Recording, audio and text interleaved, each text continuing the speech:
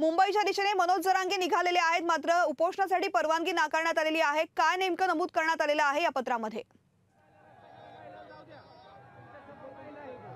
तृप्ती, आज सकाळपासून मनोज जरांगे यांना दोन जे शिष्टमंडळ आहेत राज्य सरकारचे, त्या दोन्ही शिष्टमंडळाने त्यांची भेट घेतली आहे, त्यांच्याशी चर्चा केलेली आहे। खरं तर आपण बघतोय की संभाजीनगरचे जे विभागीय आयुक्त आहेत त्यांचं एक शिष्टमंडळ होतं, हे जुनं शिष्टमंडळ आणि नवीन एक शिष्टमंडळ, असे दोन वेगवेगळे शिष्टमंडळ आज जरांगे साहेबांना भेटून गेलेत आणि आता तिसरं एक मोठं शिष्टमंडळ येणार आहे अशी माहिती खुद्द जरांगे साहेबांनीच दिलेली आहे। जरांगेजी, आपल्याला दोन दोन शिष्टमंडळ येऊन सकाळपासून भेटून गेले, काय यामध्ये सगळी चर्चा झाली? नाही, तेच चर्चा, तीच सारखं तेच आहे, बाकी काहीच नाही, तीच चर्चा, तेच मुद्दे आहेत, बाकी काहीच नाही। आता त्यांचं शिष्टमंडळ आलं, खरं काय ते कळलं। आझाद मैदानावर जो आपला आता मोर्चा निघाला आहे त्या ठिकाणची परवानगी नाकारली पोलिसांनी, तरी सुद्धा आपण आझाद मैदानाकडे निघालात? नाही, नाकारले कुठे? नाकारले नाही, परवानगी आहे। तिथं मंडप लावणं सुद्धा, व्यासपीठ उभारणं सुरू आहे। ते कोर्टाचं ही घेऊन आले होते आणि त्याबद्दलचं त्याच्यावर सही होती। मी ते वाचलं बी नाही, कारण मी आंघोळ केली आणि इकडं कार्यक्रमाला गडबडीने निघालो होतो। ते म्हणजे याच्यावरती सही करा, हे कोर्टाचं आहे आणि ते कोर्टाचं याच्यावर करायला पाहिजे। लगेच सन्मान केला मी, कोर्टाच्या याच्यावर केला। जरांगे साहेब, खरं तर तुम्ही आता अजित पवार आणि मुख्यमंत्री आणि दुसरे उपमुख्यमंत्री अशा तीन बड्या नेत्यांना तुम्ही चर्चेसाठी या म्हणून आवाहन केलात। खरं तर यातून काय तोडगा निघेल, काय तुमचा नेमका तोडगा? ते आल्यावर 100% निघणार ना, पण तेच बाहेर आहे, मालकच बाहेर आहे ना, मालक तिघं बी बाहेर आले। एका दणक्यात होतं, काय होतं, दुसरे पाठवले का गोंधळ होतो, दुसरे पाठवले की गोंधळ होतो। सगळ्यात अगोदर मला आता माहिती मिळाली की तुमचं आमचं हे सगळ्यांचं हे लोकशाही चॅनल सुरू झालं, त्याबद्दल मनापासून तुम्हाला समाजाच्या वतीनं, आझाद जनतेच्या वतीनं खरोखर खूप खूप शुभेच्छा। जरांगेजी, खरं तर मराठा आरक्षणाचा जे सर्वे करण्यासाठी जे कर्मचारी आहेत, बरेच कर्मचारी अशिक्षित आहेत, त्यांना व्यवस्थित प्रशिक्षण सुद्धा दिलेलं नाही, असा एक व्हिडिओ जो आहे तो आज सकाळी अहमदनगरमधून व्हायरल झाला। काय, कोणता? मराठा आरक्षणासाठी जे सर्वे करणारे जे अधिकारी कर्मचारी आहेत ते अशिक्षित आहेत, त्यांना काही त्यातली जास्तीची माहिती नाही, असा एक व्हिडिओ व्हायरल झालाय। तर सरकार या गोष्टीशी कसं बघता तुम्ही? सरकार आता काय, जर त्या विषयावर आपण नंतर बोलू। आता हे आपलं ओबीसी आरक्षण सध्या आहे, एक व्हिडिओ व्हायरल झाला, आलं लक्षात आलं, असू शकतं, अर्धवट शिकलेले लोक आहेत, अर्धवट माहिती आहे, असू शकतात, पण सरकारला योग्य वाटले असते ते सर्वे करण्यासाठी। आता तसं केल्याच्या नंतर कसं सर्वे व्हायचं? पण सध्या ना हे मुद्दा खूप महत्त्वाचा आहे, कोणचा? सध्या हे मुद्दा महत्त्वाचा आहे, कारण ते क्युरिटी पिटिशनच्या आणि आयोगाच्या अहवालाचा बद्दलचा विषय, ते थोडं पुढं आहे, फेब्रुवारीपर्यंतचा विषय। हे जरा हे तातं 54 आहे ना लाखाचं, परिवाराचं आणि आपल्या अध्यादेशाचं, सगळ्या सोयऱ्यांच्या, याच्यावर जास्त डोकं लावलं सध्या। चंद्रशेखर, माझा आवाज येतोय आपल्यापर्यंत? आमची गाडी लावायची इकडे पलीकडे, ही थोडं आडून 2 मिनिटात। जरांगेजी, चंद्रशेखर, माझा आवाज पोहोचत असेल तर जरांगेजींना हा प्रश्न विचारा की लोणावळ्याच्या दिशेने आता पुढे निघाल्यानंतर घाटामधून उतरण्यासाठी आता मोर्चेकरांनी सुरुवात केलेली आहे, मात्र एक्सप्रेस वे वरील दुसरी लेन खुली करून द्या आंदोलकांना जाण्यासाठी अशी मागणी करण्यात आलेली आहे, जी पोलिसांनी नाकारली आहे आणि जुन्या हायवेवरून जाण्यास सांगितलेलं आहे। या संदर्भात काय भूमिका आहे? नक्कीच काही पोलिसांची जरांगेजी सध्या चर्चा करतात, आपण बघू शकतोय। याच विषयाची पोलीस जे आहेत त्याची माहिती देण्यासाठी आलेले आहेत आणि या सगळ्यांसोबत जरांगेजी, काही जो आपला जे मोर्चेकरी आहेत ते घाटातून उतरल्यानंतर काही ठिकाणाहून त्यांना अडवलं जातं पोलिसांकडून।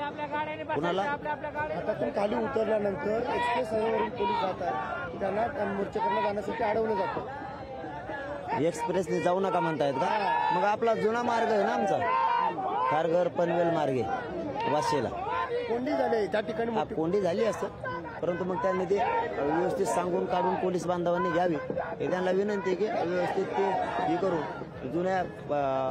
जुन्या मार्गे ते म्हणलेत आम्हाला की जुन्या मार्गे एक्सप्रेस ऐवजी ब्लॉक होईल सगळा, तर इकडून जाऊ। ठीक आहे म्हणलं मी त्यांना, मी शब्द पण दिला त्यांना की ठीक आहे, पनवेल खारघर मार्गे वाशीकडे जाऊ द्या म्हणून। तुम्ही दुसऱ्या त्या कोणत्या मार्गे नेणार आहेत त्या मार्गे नका नेऊ, जुन्याच मार्गे न्या. परंतु पनवेल खारघर मार्गे व्यवस्था केलेली, लोक आमचे उपाशी मरतील, पाण्याची त्याची व्यवस्था केली, जेवणाची व्यवस्था केलेली.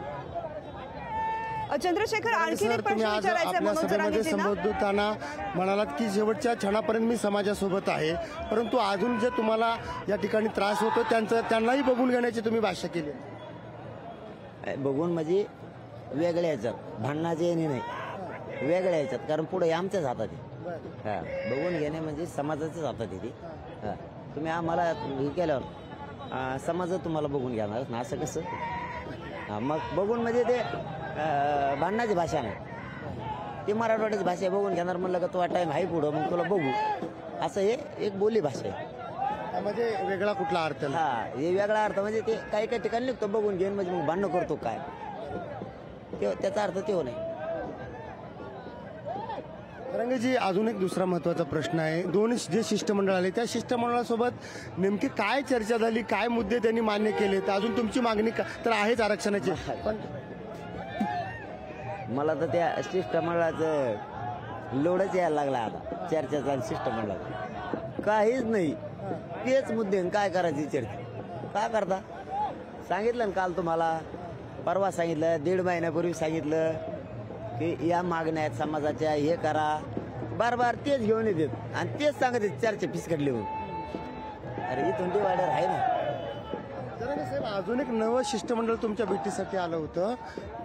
आपण बघू शकतो की जरांगे साहेबांच्या या सगळ्या रॅलीमध्ये लाखोचे जे अनुयायी आहेत, लाखो मराठा समाजाचे अनुयायी सध्या लोणावळ्याच्या दिशेने, लोणावळा पार करून मुंबईच्या दिशेने निघालेले आहेत. आणि या ठिकाणी आपण बघू शकता की मोठ्या प्रमाणात जे आहेत आंदोलक या ठिकाणी या उत्साहामध्ये ते त्या ठिकाणी नृत्य सुद्धा करत आहेत. मी कॅमेरामॅनला विनंती करेन की त्या ठिकाणी जे आंदोलक नृत्य करत आहेत ते दाखवण्याची. जरांगेजी, हे अजून एक जरांगे साहेबांच्या या ठिकाणी आंदोलनामध्ये मोठ्या प्रमाणात जरांगेजी, आपण बघू शकतो की जरांगेजी या ठिकाणी काही सूचना देत आहेत, जे स्वयंसेवक आहेत त्यांना सूचना करत आहेत. आणि या ठिकाणची जी रॅलीचा मार्ग आहे तो मुंबईच्या दिशेने जाण्यासाठी जरांगेजी आंदोलकांना सूचना करत आहेत. जरांगेजी, नवं शिष्टमंडळ एक आलं होतं, म्हणजे जुनं तर आपलं विभागीय आयुक्तांचं, हे नवं जे शिष्टमंडळ आलं होतं यामध्ये कोण होतं? नाही, ते म्हणले नका नाव सांगू, पण आम्ही प्रयत्न करायला आलो. जमलं काय काय मुद्दे आहेत, मग ते मुद्दे दिले त्यांना, तेच नाही, त्यांना मुद्दे दिले. मुद्दे तर मी कोणाला देतो भाऊ, आता तुम्हाला दिले की हे मुद्दे आहेत भाऊ आमचे, सोडा, कोणी का सोडिणार. रॉंग साईड इकडे, तर आम्ही तर कोणाला देतोय, आम्हाला न्याय पाहिजे, आडमोठ्यात नाही वागायचं, पण नाही दिल्यावर शेवटी समाज कवर दम धरेल, विचार करायला पाहिजे सरकारने. आमचं म्हणणं आहे लोकशाहीच्या माध्यमातून मुख्यमंत्री साहेबांना, फडणवीस साहेबांना, अजयदादांनी, तिघांनी या मालक तुम्ही आहेत, कशाला याला त्याला पाठवलं की परत ते तिथं तुमच्याकडेच यावं लागतंय, त्यापेक्षा तुम्हीच यांत तोडगा काढा आमच्या मागणीप्रमाणे. चल रंगजी, अजून एक तुम्ही म्हणालात की एक महत्वाचा आणि आणखीन एक जम्बो शिष्टमंडळ आपल्याला भेटायला येत आहे. जरांगेजी, तिसरं शिष्टमंडळ जे आहे ते आपली भेट घेणार आहे. रस्त्यामध्ये कुठेतरी त्या भेटी होण्याची शक्यता आहे. तिसरं शिष्टमंडळ हे जे कोण येणार आहे सर, तिसरं शिष्टमंडळ कोणतं आहे? मंत्री महोदय आणि सचिवांचे काही बांधव त्याच्यात येणार आहेत असं ते म्हणले. आता कोण येणार आहेत आणि काय तेच सचिव आणि मंत्री येणार आहेत? नाही, मुख्य असं नाही म्हणले, पण सचिव आणि मंत्री महोदय येतील, ते घेऊन येणार आहेत. म्हणलं ठीक आहे, येऊ द्या, त्या टायमाला करून चर्चा. म्हणलं मग काय तर आता उगाच वेळ घालायचा आमचा. कधी येणार आहेत, कुठे त्यांची भेट होणार आहे? नाही, ते येणार आहे, ते टायमिंग नाही, पण 1-2 घंट्यात येते म्हणले, 2-3 घंट्यात ते येऊ द्या. म्हणलं कुठं चर्चा करायला तयार आहेत आम्ही. जरांगे साहेब, आज सकाळपासून मुख्यमंत्र्यांसोबत तुमचं फोनवरून किंवा VC-द्वारे बोलणं झालं का? नाही. मंत्रिमंडळातील कुठल्या मंत्र्यासोबत किंवा राज्यातील उपमुख्यमंत्री किंवा मंत्र्यासोबत सकाळपासून नाही. तुम्हाला कोणी फोन केला किंवा विनंती कोण करते का, मागण्यासाठी कोण पुरवठा करते का? मागण्या तुमच्या ज्या आहेत त्यासाठी पाठपुरावा कोण करते? तेच ते अधिकारी बांधव करत होते ना. ते काय शेवटी त्यांना विचारायला लागतो. आज नाही का मग ते बिचारे व्यासपीठावर त्यांना बोलता येत नाही. शेवटी त्यांना मर्यादा असतात पदाच्या, त्यांच्या पदाच्या प्रतिष्ठेच्या, आणि बिचारे त्यांना भीती वाटते ना शेवटी पब्लिकमध्ये.